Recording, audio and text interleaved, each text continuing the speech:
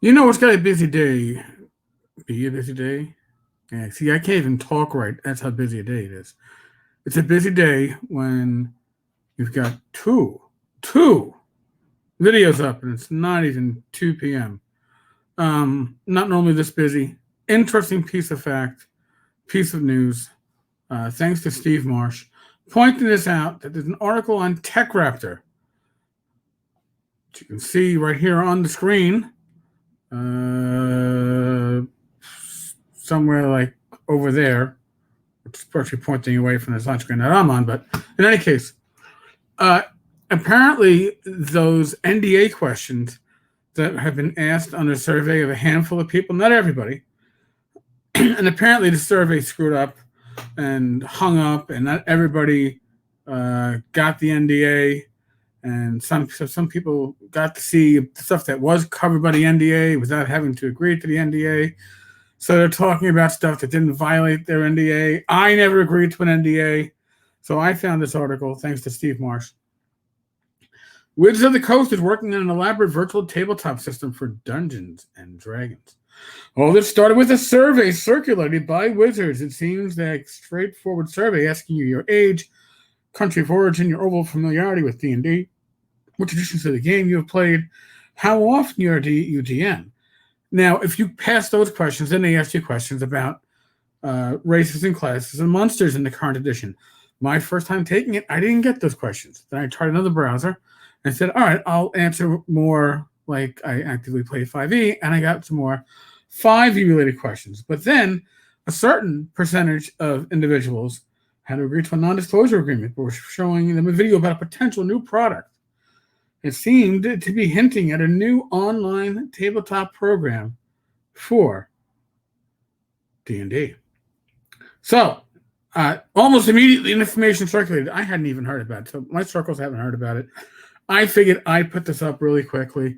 Ignore the artwork that you're seeing here, or ignore the screen, because imagine something like this, but with D&D books ready to go at any time. So they don't even know if this is the actual screen, I guess. In any case, it looks like, as opposed to 4E, and again, I've mentioned this before. At some point, by the way, these Google ads are really fucking annoying popping up there. At some point, I have to do an episode on the 4E VTT, what they had planned to do, why it failed, why it never came to be. But when it comes down to it, real simple is Wizards of the Coast was looking for a way to make microtransactions. Okay, so they were going to charge on the 4E VTT for basically every mini that you got beyond the initial basic set, right? So we don't know the pricing for this new VTT, but apparently it will integrate much of D&D Beyond's interface or capabilities into it, which again leads me to believe that D&D Beyond is either going to be, I don't know, stopped, cut off, integrated into this new VTT. Now, what does this mean? Well, guess what? Guess who's going to get, cut down at the knees if this is true?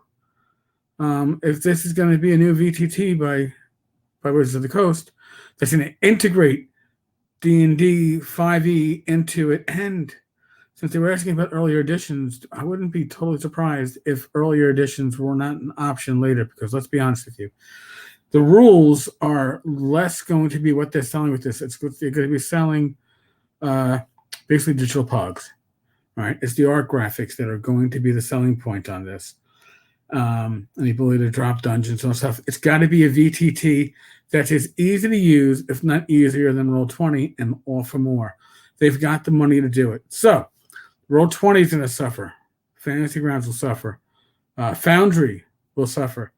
Again, this is the potential of being the big bad evil coming in and taking the VTT market. And there's money in that market. And every time Wizards licenses their IP to Roll20 or to Smiteworks for Fantasy Grounds or any of these other, they're getting a share, right? But But a good portion of the sale price is going to the VTT that's doing the hosting, their web store. This is going to be the way for Wizards of the Coast to keep all the money. This could actually theoretically keep 6th edition from needing to happen. Sure, you'll put out a new printing, you'll clean up the rules a little bit, but you don't need to reboot if you can make money via this. And again, they failed in this over a decade ago with D&D 4th edition. This is going to be very interesting. Something certainly to follow, whether you play 5e or not, because this is going to have an effect on other VTTs out there. Folks, tonight, 7 p.m. Central, 8 p.m. Eastern, Talking Crit live. Please join us on this stream, youtube.com/Tenkar's Tavern. Bad Mike and myself, we should be joined by Tom Canals. It should be an excellent, excellent show. We are still in the midst of the world of COVID. Please use your common sense to keep yourself, your loved ones, your family, your friends healthy and safe. Be safe, be well. God bless. Roll those dice. Knock on wood. I'll be back again later today. Hopefully, no more bonus episodes pop up because it's going to be exhausting, and you're going to hate your bartender. But I figured this had to get out there. All right, folks. Laters.